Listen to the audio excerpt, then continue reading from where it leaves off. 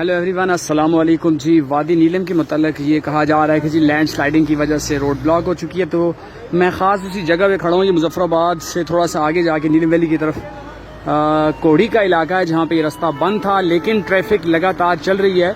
हर आधे पौने घंटे के बाद मशीन यहाँ पे खड़ी है, अगर आप देखें तो वो साफ़ कर देती है रोड और फिर ट्रैफिक रवां दवां हो जाती है। तो अगर आप पाकिस्तान के किसी भी शहर से नीलम वैली का प्लान बना रहे हैं तो आप बेशक प्लान कीजिए।